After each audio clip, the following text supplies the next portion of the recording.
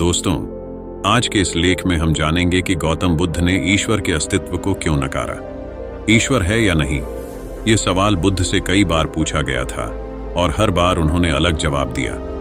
ईश्वर के बारे में यह सवाल आज भी एक रहस्य बना हुआ है, जैसे बुद्ध के समय में था।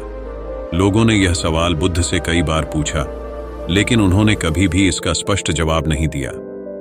यह एक बार की बात है कि एक ज्ञानी पंडित गौतम बुद्ध के प्रवचनों में जाया करता था और वह बुद्ध की शिक्षाओं से सहमत था।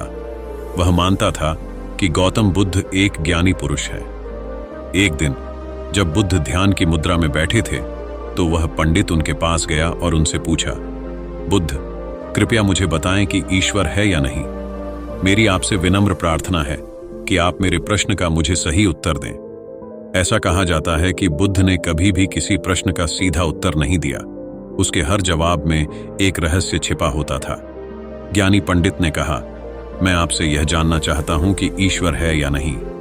बुद्ध ने उसकी बात सुनी, मुस्कुराए और फिर पंडित से कहा, ठीक है, मैं तुम्हारे सवाल का जवाब जरूर दूंगा, लेकिन पहले तुम्हें मेरे कुछ सवालों का जवाब देना होगा। पंडित ने कहा, मैं निश्चित रूप से आपके सवालों का जवाब दूंगा, कृपया आप प्रश्न पूछें। तब बुद्ध ने पूछा, क्या तुम सूर्य पर विश्वास करते हो? पंडित ने बुद्ध की ओर देखा और कहा, यह किस प्रकार का प्रश्न है? मैं एक छोटा बच्चा हूं और आप मुझसे बच्चों वाला प्रश्न पूछ रहे हैं। सूर्य तो स्पष्ट रूप से दिखाई देता है और पूरी दुनिया को रोशनी देता है। धरती पर रहने वाले हर जीव को सूर्य से ऊर्जा प्राप्त होती है। हम सूर्य को हर दिन देखते हैं, पंडित ने जवाब दिया। तब बुद्ध ने उनसे कहा, ईश्वर के अस्तित्व के बारे में यह प्रश्न कहां से आया? जिस प्रकार सूर्य हमारे सामने है और उसके होने पर कोई सवाल नहीं उठता, तो फिर ईश्वर के लिए यह सवाल क्यों उठता है? ईश्वर में विश्वास करने की क्या आवश्यकता है? इसका मतलब यह है कि आपके मन में कहीं ना कहीं ईश्वर के अस्तित्व को लेकर संदेह है, क्योंकि सूर्य की तरह ईश्वर आपके सामने नहीं है। आप ईश्वर को अपनी बुद्धि से ढूंढने की कोशिश कर रहे हैं और बुद्धि केवल उन्हीं चीजों को मानती है जो उसके सामने दिखाई देती हैं, और ईश्वर कभी भी आपको प्रत्यक्ष रूप में दिखाई नहीं देंगे। अगर वह दिख जाएं, तो वह ईश्वर नहीं होंगे। गौतम बुद्ध ने कहा कि आप ईश्वर को मानते हैं या नहीं।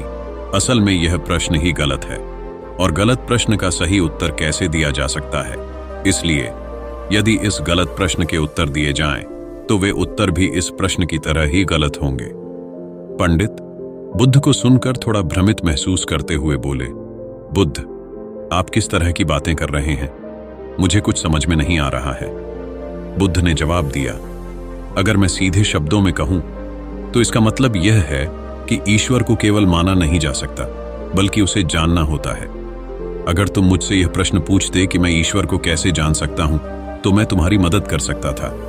और जिस दिन तुम ईश्वर को जान लोगे, उस अनुभव को तुम सीधे तौर पर कभी भी वर्णित नहीं कर पाओगे। हालांकि तुम दूसरों को दिव्य अनुभव का स्वाद चखने में जरूर मदद कर सकते हो। तुम कभी भी अपने व्यक्तिगत अनुभव को किसी और को नहीं दे सकते, लेकिन आप दूसरों को अनुभव कराने में जरूर मदद कर सकते हैं। दोस्तों, आपने बुद्ध के जीवन की कितनी कहानियां और किस्से सुने होंगे। वहां आपने देखा होगा कि बुद्ध ने कभी भी ईश्वर के बारे में स्पष्ट रूप से नहीं कहा। इसके कारण बुद्ध की अक्सर आलोचना की गई और लोगों ने यहां तक कहा कि बुद्ध कुछ भी नहीं जानते, क्योंकि उन्होंने कभी भी ऐसे प्रश्नों के स्पष्ट उत्तर नहीं दिए। गौतम बुद्ध हमेशा ऐसे प्रश्नों से बचते थे, क्योंकि ईश्वर और आत्मा के बारे में कोई भी निश्चित उत्तर नहीं दिया जा सकता है। और अगर कभी उन्हें इन प्रश्नों का उत्तर देना भी पड़ा, तो वह उदाहरणों के माध्यम से समझाने की कोशिश करते थे, क्योंकि ईश्वर और आत्मा के बारे में निश्चित उत्तर देना संभव नहीं है। और मेरा मानना है कि बुद्ध ने वास्तव में ज्ञान प्राप्त किया था और उन्होंने ईश्वर का अनुभव किया था। जो भी व्यक्ति इस अनुभव को प्राप्त कर चुका हो, वह कभी भी सीधे सीधे ईश्वर या ज्ञान के बारे में नहीं बोलता। वे आपके प्रश्न को अधूरा छोड़ देते हैं, क्योंकि वे चाहते हैं कि आप खुद उस अनुभव का स्वाद चखें। गौतम बुद्ध ने कभी वह गलती नहीं की जो आज के कुछ धर्मगुरु कर रहे हैं। मेरा मतलब है कि जब ज्ञानी लोगों ने ईश्वर के बारे में स्पष्टीकरण दिया, तो उनके अनुयायियों ने उनके धर्मगुरुओं द्वारा ईश्वर के बारे में कही गई बातों को मान लिया और अपने अलग अलग समुदाय बना लिए। और फिर जैसा कि आप देख सकते हैं इसके बाद क्या हुआ?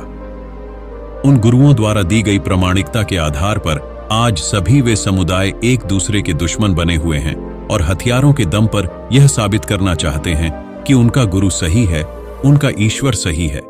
वे कहते हैं, आप अपने ईश्वर को छोड़ दो और हमारे ईश्वर को मानो, क्योंकि हमारा ईश्वर सत्य है।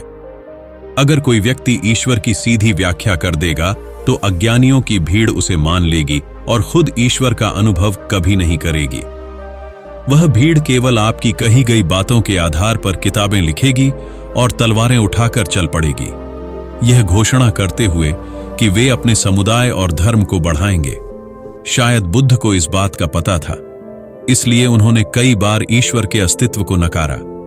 उन्होंने ऐसा किया ताकि आपकी प्यास और गहरी हो सके और आप जानने के लिए अधिक उत्सुक हो जाएं। अगर बुद्ध सीधे सीधे ईश्वर के बारे में कह देते तो भीड़ आसानी से उनकी बात मान लेती और इसी प्रकार धरती पर अनगिनत देवता और भगवान उत्पन्न हो गए हैं। ऐसा लगता है कि ईश्वर ने मनुष्य को नहीं बनाया, बल्कि मनुष्य ने ईश्वर को पैदा किया है।